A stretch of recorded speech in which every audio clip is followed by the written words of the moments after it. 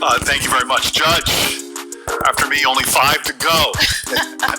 But sit back for a second, because I don't have questions right away. I actually have a number of things I just want to say. You got to hear how every black woman in America who's gotten anywhere has done. By being... It's an important opportunity to discuss the role that the judiciary plays in the criminal justice system and the effect judges' decisions have on public safety. Upon the President's announcement of Judge Jackson's nomination, one supporter, an executive director of an influential progressive group that supports defunding the police, pronounced, "We're in a moment where there's been an active movement to reform our broken criminal justice system. This appointment signals the administration's commitment to pursuing criminal justice reform at the highest level. Though I strongly disagree with the assessment that Currently, men have only 3 effective options for birth control: male condoms or vasectomy, and both have disadvantages, or abstinence. Condoms are single-use and prone to failure, and a surgical vasectomy is a permanent form. Hello everyone, welcome to this edition of The Take. I'm your host as always, Ken Dix here. Glad you can join us here. We're going to say it's there Thursday. It's a special night, special day, special time. Yes, it's on a Friday. The Take is on a Friday. It's kind of rare, but we'll get to the latest. But first things first, join in the conversation using the hashtag Take here on the net. Don't forget to subscribe. Subscribe in this camera. Tell a friend, call a friend, hit that subscribe button so you won't miss a thing here on Take on this Friday, March 25th, 2022. Yes, let's get to the big story. The big story this week is, Ketanji Brown Jackson. Yes, Ketanji Brown Jackson. We've been talking about her here on Viral and on The Take. Well, she had her Senate confirmation hearings this week, and what an explosive week it was for her as she's set to get forward, pushing herself to get into becoming the first black woman to be a Supreme Court justice. And that's history amongst itself. Well, Ketanji Brown Jackson had a lot of stuff during her hearing from the Republicans that they was trying to tear her down, and one Democratic senator even uplifted her with this. Thank you very much, Judge. After me, only 5 to go. But sit back for a second, because I don't have questions right away. I actually have a number of things I just want to say. You got to hear how every black woman in America who's gotten anywhere has done. By being, like Ginger Rogers said, I did everything Fred Astaire did, but backwards in heels. And I want to tell you, when I look at you, this is why I get emotional. I'm sorry, you're a person that is so much more than your race and gender. You're a Christian, you're a mom, you're an intellect, you love books. But for me, I'm sorry, it's hard for me not to look at you and not see my mom, not to see my cousins, one of them who had to come here and sit behind you. She had to have your back. I see my ancestors and yours. Nobody's going to steal the joy of that woman in the street, or the calls that I'm getting, or the texts.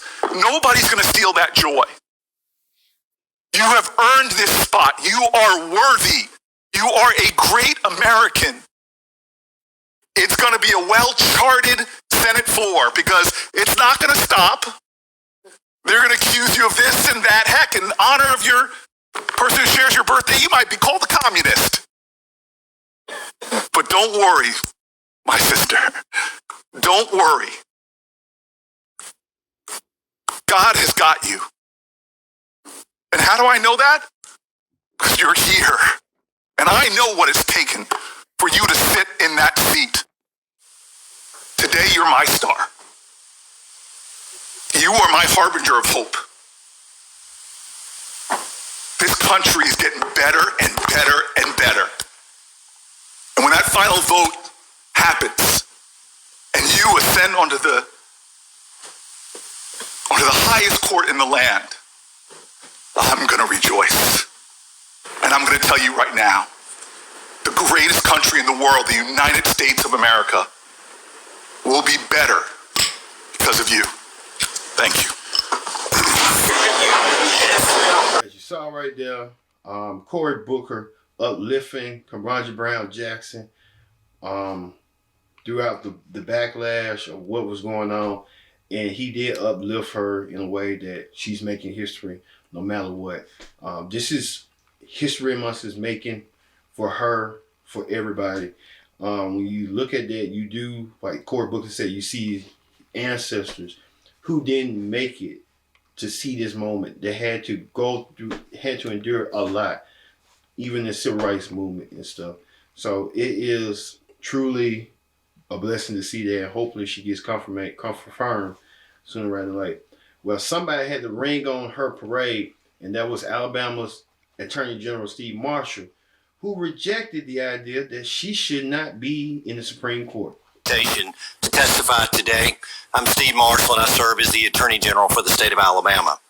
I am here today as a representative of a community of experienced and dedicated prosecutors who are gravely concerned about the direction our country is heading as it relates to law and order. This committee is likely well acquainted with the wave of lawlessness that has swept across our nation over the past few years, leading to a surge in crime, including a horrific spike in homicides unseen since the 1990s. This week presents an important opportunity to discuss the role that the judiciary plays in the criminal justice system and the effect judges' decisions have on public safety. Upon the President's announcement of Judge Jackson's nomination, one supporter, an executive director of an influential progressive group that supports defunding the police, pronounced, "We're in a moment where there's been an active movement to reform our broken criminal justice system. This appointment signals the administration's commitment to pursuing criminal justice reform at the highest level. Though I strongly disagree with the assessment that our criminal justice system is broken, I share his observation that this appointment may well be intended by this administration to initiate a transformation of our criminal justice system, or as Judge Jackson has described it, a fundamental redesign of our system. And as we know from history, the United States Supreme Court can absolutely transform criminal justice for better or for worse.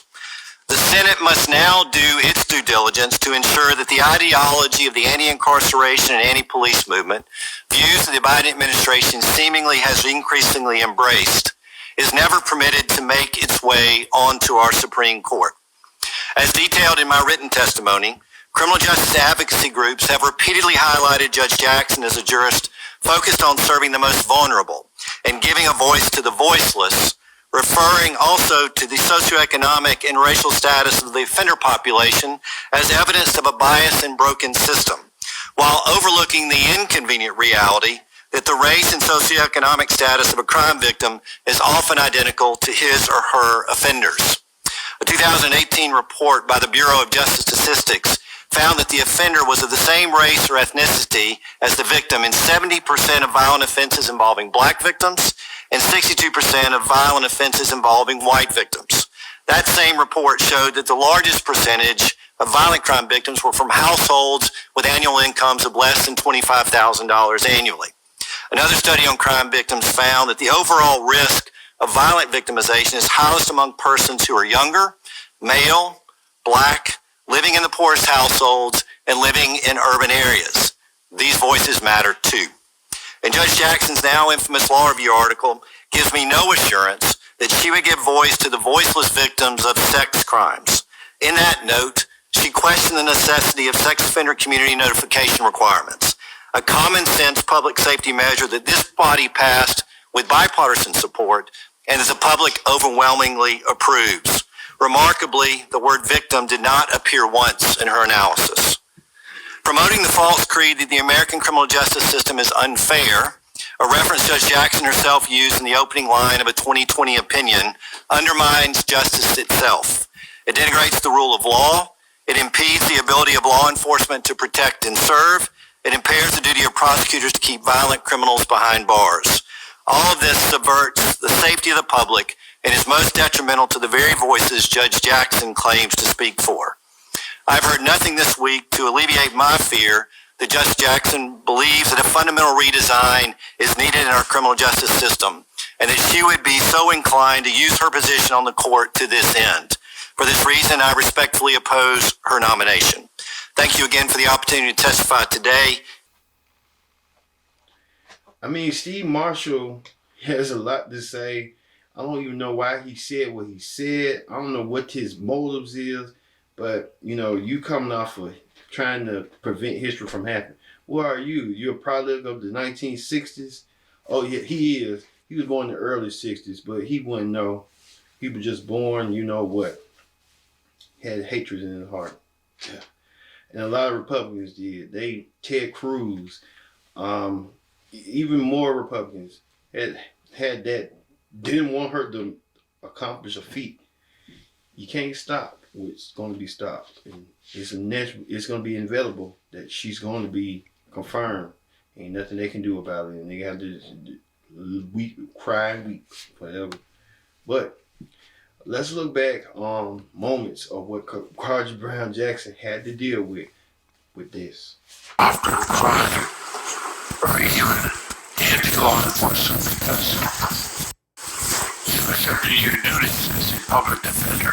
As someone who has had family members on patrol and in the line of fire, I care deeply about public safety. I know what it's like to have loved ones who go off to protect and serve, and the fear of not knowing whether or not they're going to come home again. She pushed back against accusations. She handed down light sentences for people convicted of possessing child pornography. As a mother and a judge who has had to deal with these cases, I was thinking that nothing could be further from the truth. And in every case, when I am dealing with something like this, it is important to me to make sure that the children's perspectives, the children's voices are represented in my sentencing. Republicans pressing Jackson, the first former public defender nominated to the High Court, about her defense of terror suspects in Guantanamo Bay. Did you ever accuse in one of your habeas petitions the government of acting as war criminals or holding the detainees? The holding of the detainees by our government, that we were acting as war criminals? Senator, I don't remember that accusation. Why in the world would you call Secretary of Defense Rumsfeld and George W. Bush war criminals in a legal filing? It seems so out of character for you. Well, Senator, I don't remember that particular reference, and I was representing my clients and making arguments. In the case in question, Jackson did not, in fact, call the American government war criminals. She wrote that the alleged torture and other inhumane treatment in Guantanamo Bay constitute war crimes and/or crimes against humanity. Senator Cruz. Republican Senator Ted Cruz then grilling Jackson, the first black woman nominated to the High Court, about critical race theory. That views every conflict as a racial conflict. Do you think that's an accurate way of viewing society in the world we live in? Senator, I don't think so, but I've never studied critical race theory, and I've never used it. Cruz then reading from a children's book called Anti-Racist Baby, taught at the school Jackson's teenage daughter attends, where the judge sits on the board. Do you agree with this book that is being taught with kids that babies are racist? Senator,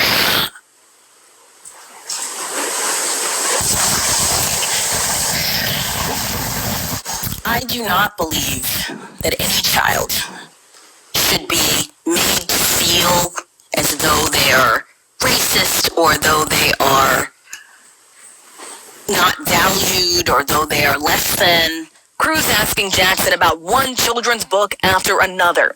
The judge exasperated. Senator, I have not reviewed any of those books, any of those ideas. They don't come up in my work as a judge, which I'm respectfully here to address. On abortion, Jackson making her position clear. Roe and Casey are the settled law of the Supreme Court concerning the right to terminate a woman's pregnancy. You see, she had to deal with a lot coming forward for her that she shouldn't really be dealing with. But if you look at the Supreme Court, the current justices, she is more had more education than all of them. She has more career experience, and y'all just don't want her to succeed. But she's going to succeed, and she's going to be the first black female justice. History will be made in the coming weeks. Mark my word. All right, in other news, male birth control. Are you kidding me? Well, male birth control is in development. Let's look at this story from News Nation. Currently, men have only 3 effective options for birth control: male condoms or vasectomy, and both have disadvantages, or abstinence. Condoms are single-use and prone to failure, and a surgical vasectomy is a permanent form of male sterilization. Although sometimes reversible, it's expensive and not always successful. In comes YCT529, the scientific name for a non-hormonal contraceptive for men, developed at the University of Minnesota. It prevents pregnancy in mice with no noticeable side effects. Here's how it works. The mice are dosed with a chemical treatment for 4 weeks. During that time, research shows the mice experience a sharp drop in sperm count and become sterile, and the results are substantial. We conducted a mating study. Male mice were given the drug every day, and they were together with female mice. After we gave this drug for several weeks, the pregnancies went down, and the efficacy was about 99%. Similar to efficacy in female birth control, and that's not all. The effects of the drug were reversed after treatments on the mice were stopped. After about 2 weeks, they started to become fertile again, but after 4 weeks, these mice become completely fertile. Researchers say the mice were able to father pups 4 to 6 weeks after they stopped receiving the compound. Human clinical trials could start at the end of the year, but testing an FDA application could mean it could take 5 years before it hits your pharmacy, and for many, it could be worth the wait. For males, it's so limited, and so if we can expand the choices for men and for couples, I think that would be really. Well, male birth control contraceptive. They said that the condom was a contraceptive. He said like getting snip is a contraceptive, and they said not having sex at all, no abstinence is a contraceptive. I mean, men gonna do what they want to do. Women gonna do what they want to do. If they want to collide, they gonna do that in sexual intercourse. So I mean, you know what I'm saying? We'll see how far this goes, but really nobody ain't gonna really want to take that. And then concluding with mice and stuff, they treat the mice like they're human guinea pigs to see if the mice can take it and withstand it. That's a sad shame, but it is what it is. All right, in celebrity news, rapper Cardi B set to star in a Baby Shark special for Nickelodeon with her family, with Offset and Baby Culture. The special will be hitting the airwaves on Nickelodeon soon. Can you imagine Cardi B as a Baby Shark, and then you got Offset as a Baby Shark, and then you got Culture as a Baby Shark? I mean, everybody want to be sharks now. Remember that song, Baby Shark, and the song blew up. But it blew up for the wrong reason. But now Cardi B adding her mix into it. She's gonna ratify it. Watch her tell you. She's gonna Cardi B-ify it. Everything Cardi B. She need to be trying to work on the second album. She ain't done so yet. But then too with Cardi B, she had news too that Tasha K trying to appeal not paying Cardi B. Well, stop talking about the lady, and she knows she ain't got the money like she used to. Stop talking about Cardi B. If you know you don't want it, you should. They told you in the beginning. Stop talking about it, and you end up still talking about it. Now you got to pay for your toll. That's where it goes. Telling you right now. And then too, Cardi B's first album, that Boy Yellow, it's certified gold. So Cardi B making moves and making money moves indeed. Also too, former WWE wrestler / personality and lawyer David Otunga is auctioning off his wedding ring. His ring, he was engaged to Jennifer Hudson. Now the ring is set for auction. I mean, only thing Otunga got did was fame with WWE, and he got a baby with Jennifer Hudson. So they're gonna be in each other's lives because of the kid. So I guess David Otunga trying to pay his bills some way, somehow. David, you should have thought about that when you first got with Jennifer Hudson in the beginning. But you've been with her for 12 years. Why you just didn't marry her? It's crazy. Anyway, that is what it is. Also, too, on talk shows, on the Ellen DeGeneres Show, she welcomes Magic Mike star Channing Tatum to reminisce about his appearances throughout the years on Ellen.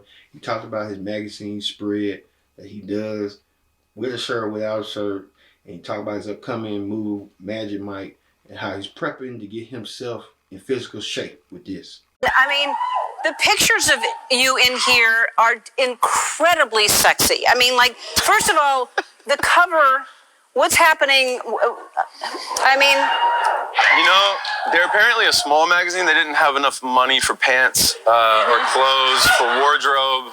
No, Inez and Vernu shot it, and they are just, they are unreal. Their artistry is insane. George styled it. I'm just, beside myself. But there is one where you're wearing a sweater around, I guess you were only wearing a sweater, then it got too hot, so you took the sweater off.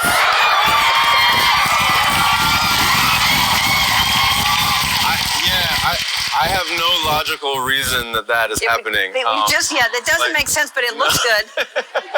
I wish I had a better joke or anything, but they were just like, "How about walk away naked?" And then that happened. So. Well, Channing, you look. I mean, you look fantastic. Thanks. You look really. How long ago were these taken? 3 months ago. Because you've been getting in shape, getting ready for Magic Mike 3, right? Yes, I am. I'm very sore. My body aches. We're in rehearsal with Allison right now. As Twitch knows, it's very intense.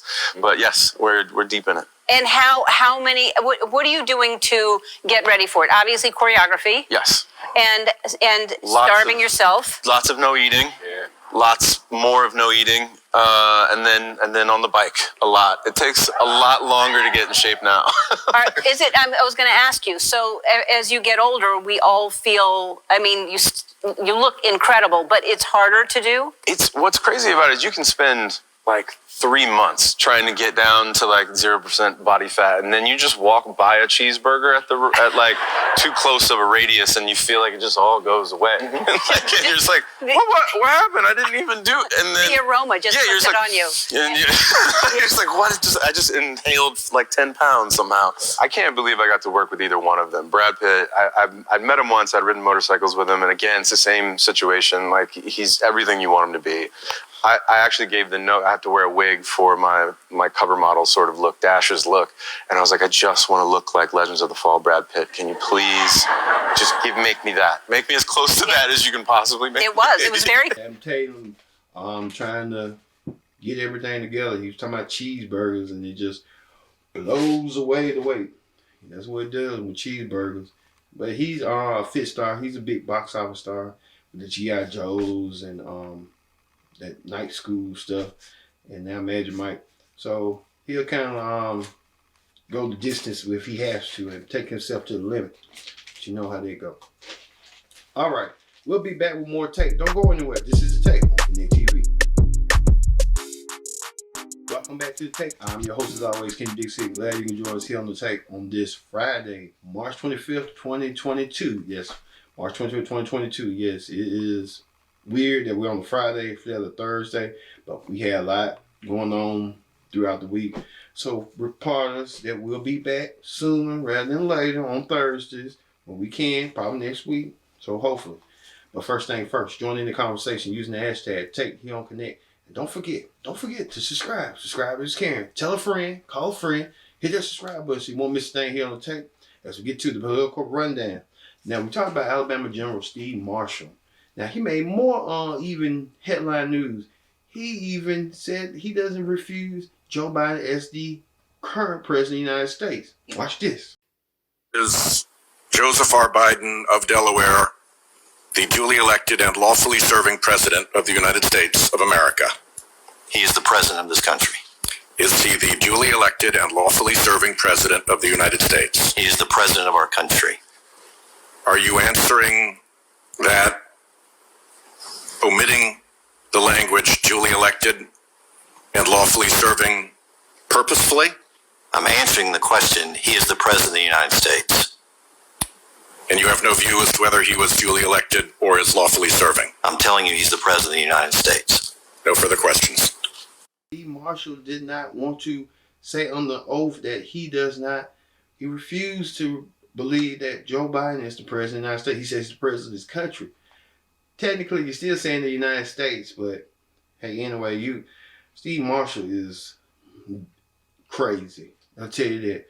And he don't want to. He's running Alabama politics.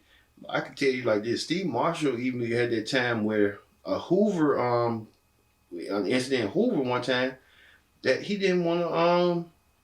He was something with the incident at the Galleria Mall about pressing charges. He didn't want to go further and boycott. It was just weird. Steve Marshall, even the protesters tried to come to his house. They tried to boycott him, but he wasn't around. So Steve Marshall better watch himself sooner rather than later.